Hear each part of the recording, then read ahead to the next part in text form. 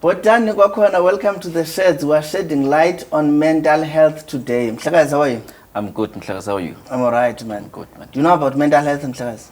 I know it's a very subject that is very topical today. Yeah. So you don't think about mental health are just wasting your time? No. It's a subject that we need to talk about every day, in fact, I think. I once had somebody saying, Mhlakazi, mental health, this is just for fancy people. There's nothing called mental health. Especially in black people, they'll tell you it's white people's... Yes, it's white people's diseases, to deal with mental health. We are talking about mental health today, effects of mental health and anything that has got to do with that. And to help us do that, we've got Dr. Nelisiwe Zimu. Thank you. Thank you so much. Thank you so much for the welcome. Welcome to the Sheds. How are you? Thank you. I'm good. I'm good. Right. Thank you. And when I say I'm good, it's a decision thing. It's not a situational thing. So you decide to be good? Yep. So you've made a decision that I'm going to be fine. I decide every day. Yeah. So I guess you wake up every morning and say, today I'm going to be fine. Yes, among other many things that I do as part of my morning routine. Yes. Oh, wow. Cool. Dr. Nelisiwe Zimu is a medical doctor with a postgraduate in diploma. She also has more than 20 years in psychiatry. She works for a public hospital in south of Johannesburg where she mentors junior doctors. She also supports employees with wellness in the area of mental health.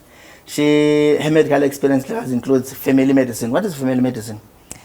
Family medicine is primary health care. That's what we call primary health care, the port of entry of health. Okay. So the term family medicine comes from the fact that it is focused on the whole family, everyone who is in the family. Wow. So, it's not just where you get to a doctor and they talk about your heart and that's it. So in family medicine, by the time we treat flu, we already know about the family structure, we already know about environmental issues, etc., etc. Oh, okay, cool. Yeah. HIV medicine, clinical management. And what's clinical management? So you're the boss of the hospital. Oh, okay. She's a certified NLP life coach with focus on the following things. But I want to know, what is NLP life coaching? Okay. NLP is neuro-linguistic programming. Okay. Right? Life coaching is about somebody who takes you through the productivity and the well-functioning of your life. As you know, there are also executive coaches, business coaches, etc., etc. So we focus on just the basic life that you live that enables you then to go and, assert yourself in the career space, etc., etc. And neuro-linguistic programming specifically looks at how your mind processes the language that that you use or the language that you experience. We've come to realize that words and language have something to do with how you interpret life. Oh, okay. Yes. Cool. And then as an NLP life coach, she focuses on neuro-linguistic program, personal mastery, emotional intelligence, grief therapy. She's a speaker, author, and media contributor. She's featured in various media platforms like 702, SABC, One Gospel, and many community radio stations. She's a wife to the late Nelisiwe Zimu. She's also a head pastor. A word or two. She also owns a music production called NN Production. I'll ask her if she's got artists she's managing and how does she deal with issues of contract. Rather today to wake up with an artist saying she was robbed and things like that. And she's the mother of 3. Welcome, doctor. Thank you. Thank you so much. It's almost 4 years this year. Yes. Since your husband passed on. Yes. How has it been? Tough. Yes. Yeah, grief is not an easy journey. Yeah. I often say it's not for babies. Nah, it's not for sissies. I don't want to lie to you. I think I've done it well. I think I'm doing okay, but it is not a journey for babies. So in the emotional sense, it has been difficult. And like I said, it's not an easy journey, but it also has been a journey of peace and a journey of gratitude. Your heritage is always greater than your loss, and one of the things that I've learned, over the past 3-4 years is the fact that, when people are not prepared to believe, they will not believe no matter what you say, no matter what you do, I found myself having to continue, running a church, having to continue to preach, having to continue to raise my children, and there were some people who were around me who were kind of like, nah, there's something wrong. She's gonna crash at some point or whatever, because, and that has taught me that, and when people are not prepared to believe, they just will not believe no matter what you do. And I don't know what is it that we should do as humanity generally around that. Oh. But yeah, it has been a very interesting journey. For me, I mean, I'm a mental health practitioner, and that came as a very positive input for how I dealt with everything. I understood grief. I understood my own emotions. I made an effort to make sure that I deal with them right, and so that came as a very, as a plus for me, I must say, in the sense that, especially in the early days of grief, I made sure that I spent time with myself, to talk to myself, to embrace everything as it is. They say that when a grape is crushed, it takes out of it the grape juice that has been building on the inside. So when a crisis comes, you're not going to learn anything new at a time of a crisis. There may be a few, light bulb moments here and there, but you're not going to learn anything new. But what is going to happen is that which has been building up on the inside of you, that is what is going to come out at that time. So as a doctor, you found yourself prescribing your own medicine to yourself?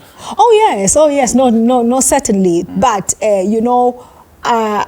beyond me prescribing my own medicine at that particular time, I've always been the kind of person who says, whenever I go to serve other people, whether it is in a church situation or patients, I bring out of me what has always been there. I've always, believed in that. And whenever I walk into a hospital, clinic, or whatever, I become an overflowing well of what has started within me. From a preaching perspective, I don't go to the pulpit and deliver a message that does not make sense to me. It has to convict me first before I pour it out to other people. I wanted to ask this about Dr. Zimene. She sounds like she's grown from the experience, but for one would say, I think it's sort of like the first time you come out about how you dealt with it. I want to find out,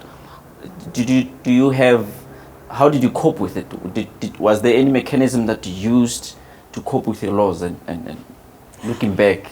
It was, I faced it for what it is. I had a relationship with it, and that is actually what I also took my children through. It was not a comfortable setting for them, but I made sure that I am the first person to start speaking about grief. Sometimes, they didn't want to speak, but I took them through that. So it was that I made that relationship with my space at that particular time, and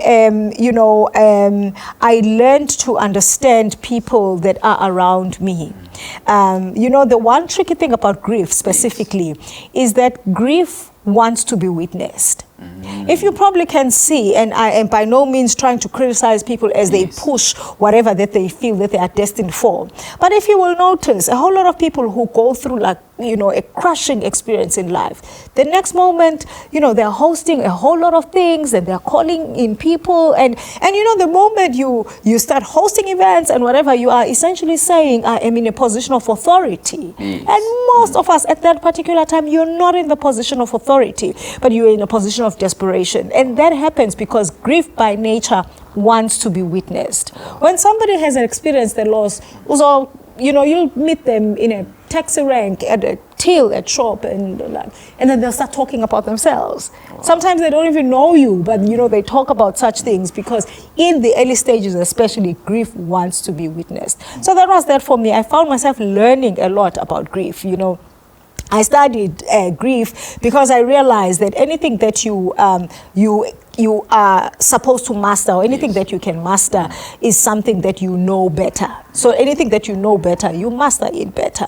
I tried, and you are right, I tried by all means not to find myself, repeatedly speaking about my story. Number one, because it was very high profile, and it becomes very easy to be misinterpreted in that type of setting, Number two, in general, we often encourage people and say your story is valid, which is 100% true.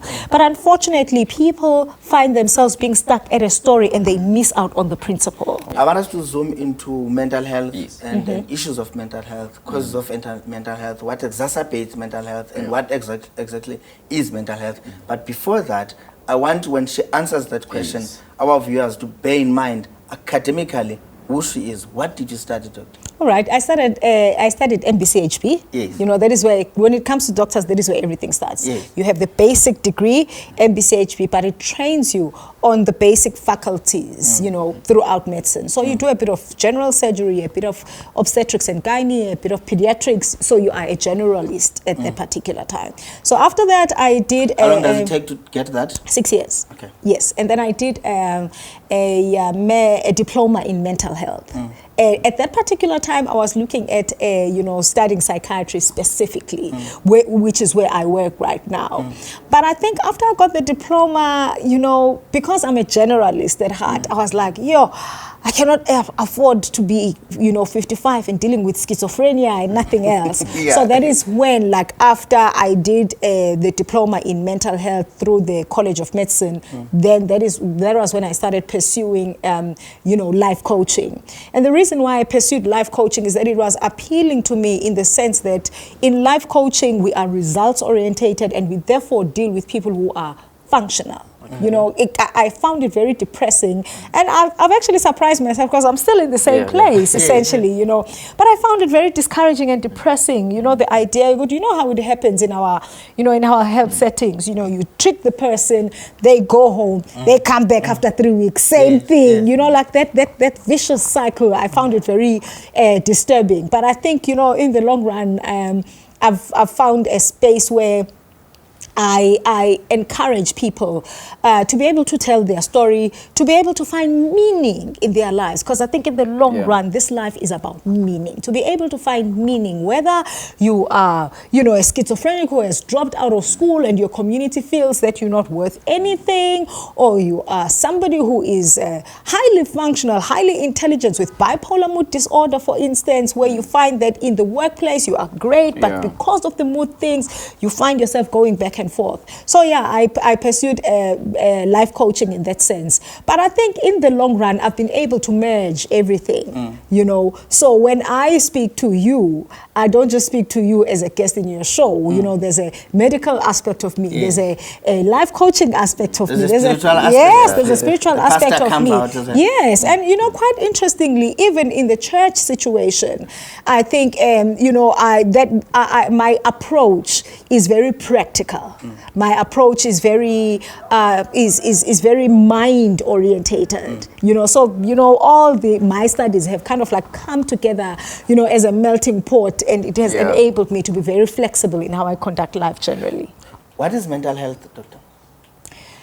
Mental health for is laymen, for people who say mental health, it's things of abelungu and all that. What is mental health? Mental health is the well-being of the mind. And quite interestingly, when we speak about the mind, we're not just speaking about a mental illness or whatever. Everything that you see is a result of the mind. Everything that we're doing here, all these designs, the program, how the people are going to respond to it, everything is the result of the mind. So now when we speak about the mind, what are we speaking about? We're speaking about your intelligence, right? We are speaking about your emotions. We are speaking about your thought processing. We're speaking about your personality, we're speaking about how you are able to relate with yourself, personal interaction, how you are able to relate with other people that are around you, how you are able to relate with the environment that is around you, how you are able to connect with your sense of purpose, your reason for being. So all those things, they speak to mental health.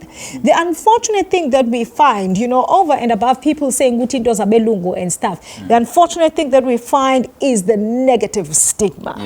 Many people find themselves not seeking help as far as mental health issues is concerned because of that. At which point, and I know you've got so many questions, just this one, at which point do you realize as a human being that I have mental health issues?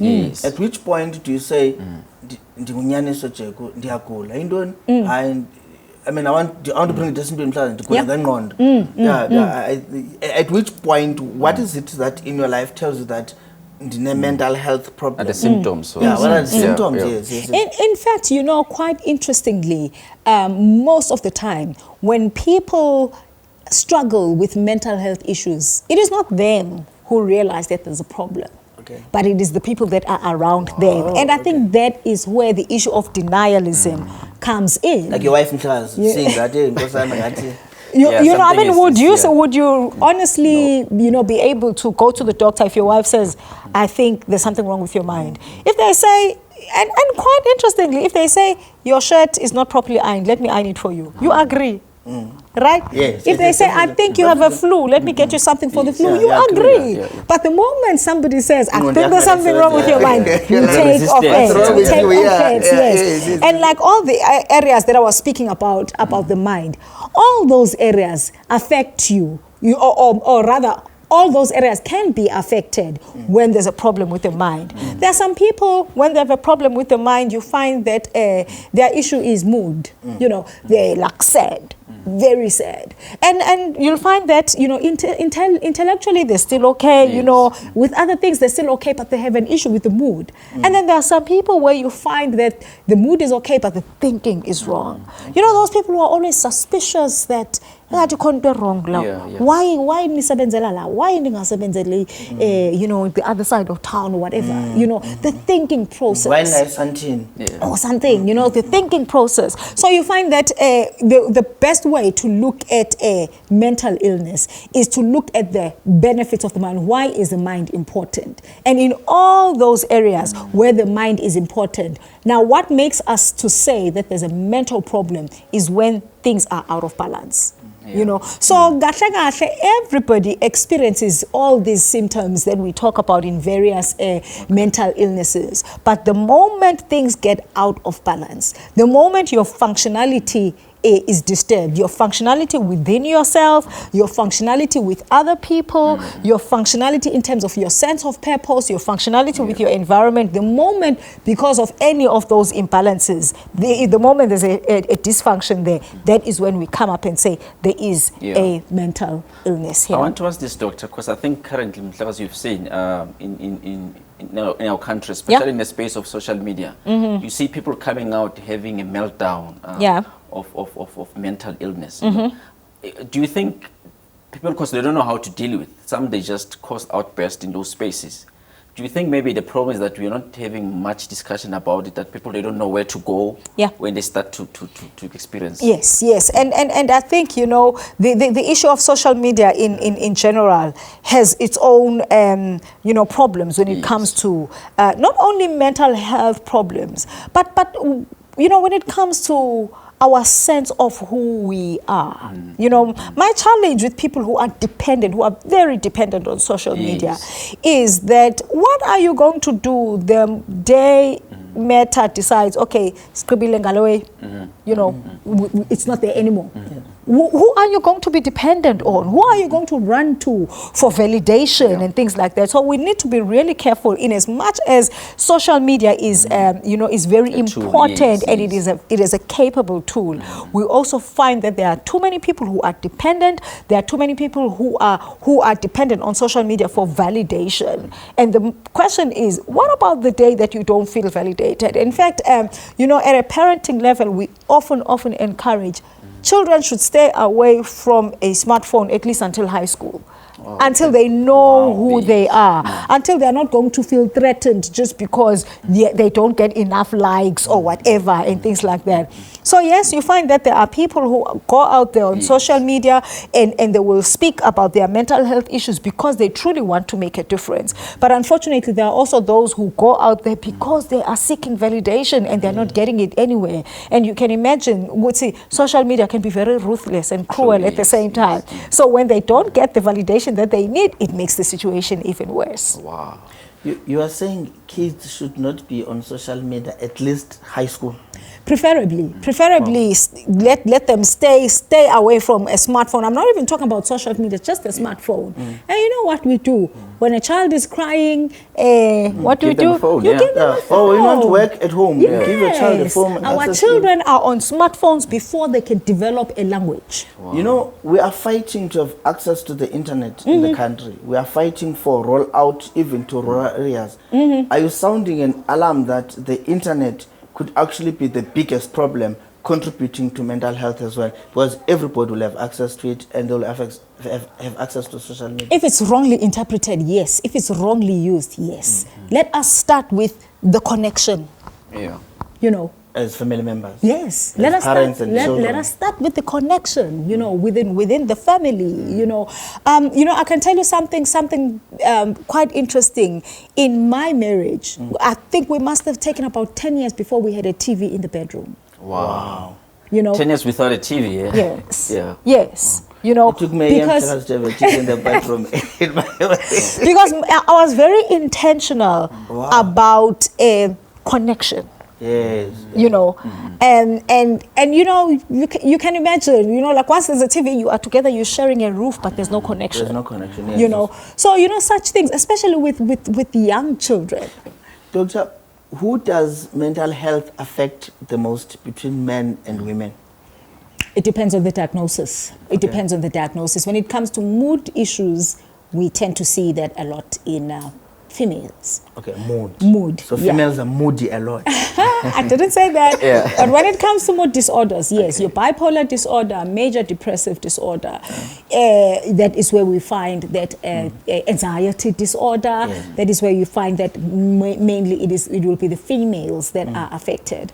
But your thought issues, your thought disorders, your schizophrenia, schizoaffective disorder, substance-induced psychosis, you know, that is where you find a lot of males being negatively affected by mental health. And quite interestingly, in terms of the help-seeking behavior as well, you find that it is always easier to convince a female to do something about their mental health than a male. Most of the time they don't. And you'll find that even in a hospital setting, most of the time when it comes to males, you treat what is at hand and that's about it. You find when it comes to personal issues, social issues, they'll tend not to. So it's true that men don't want to talk about their feelings, about how they're feeling. Most of the time males just create just create that wall, and you find that they don't quite talk. But we're getting there. I believe that we are getting there. You spoke about schizophrenia, you spoke about moods. Yes. What are other symptoms that I can pick up either from a family member, from a friend, or umhlekazi lo nisebenza la umhlekazi engathi khona problem and then dokwenza mental health. What should ordinary citizens look out to in order to pick up that there is a mental health issue here? And when you answer that, how do we best address issues of mental health, even having not even gone to a doctor, to a psychiatrist, and things like that? I think maybe let me start answering your question from the end. How do we best start dealing with that? By making mind issues normal. I think that is where we should start. By talking about what are you thinking? What are you feeling? You know, and not leave it at a superficial level. Try and go deeper into, you know, what are you thinking? What is on your mind? And what does that mean? And what does that mean? You know, make it a part of our regular day-to-day living. You know, I have the privilege of taking my children. Well, I'm left with one now because others are more independent. But I've had the privilege of taking them to school school, you know. And one of the things that happens as I drive them to school is that, number one, we don't listen to the radio. Okay, maybe I'm a bit on a strict side, but we don't listen to the radio. We take the time to interact with one another. Wow. Doctor, are you saying you drive for 30 minutes without listening to breakfast shows while taking your kids in the morning? Yeah. So you miss out on the news? I'll listen to the news when I'm on my way back. Yeah. When I'm on my own. Okay. You know, or maybe that 5 minutes, yes, it helps because now I'm able to, you know, engage them in terms of general knowledge and but most of the time it's about, okay, what are your expectations for the morning? You know, what is on your mind? What are your positive thoughts? We all actually have this positive thinking thing, and then over and above positive thinking, then we have hope for the day. What are you hoping for the day, and what are your plans? What is your best life plan? How are you going to make sure that whatever you're hoping for, you do in a particular way? Of course, you know what children are like. You know, they will drag their feet. Sometimes like, okay, what's your positive thought today? My positive thought is that it's a Monday. Okay. But you know, as a parent, you need to groom them in that right. So we start first and foremost by being comfortable, encouraging that comfortable space about talking to with your mind. But you know, when it comes to signs and telltale signs, you find that things like social withdrawal, people who have mental issues, they tend to be, you know, withdrawn in terms of you know, their socialization, self-care. Sometimes a person suddenly is not interested. You know what a person is like under normal circumstances when there is a change. Somebody who was interested in sport, suddenly they're no longer interested. You know, their appetite is going down and things like that. You know, so their focus, their memory sometimes, so all those things. So out of like the normal things that tend to happen with them, you find that there is that bit of you know, of decline in their general functioning. Then you start suspecting that there's something that needs to be taken care of here. Because she made an example with kids that in the mornings you don't listen to radio, you talk to them. I want her to bring it to relationships, boyfriends, girlfriends, husbands, wives. How do you deal with it? What do you look out for, and how do you prevent it, and things like that? Yes. I think when it comes to adult relationships, it starts with the connections. What are the things that make you connect? You know, because when your partner is not connecting with you, you can tell.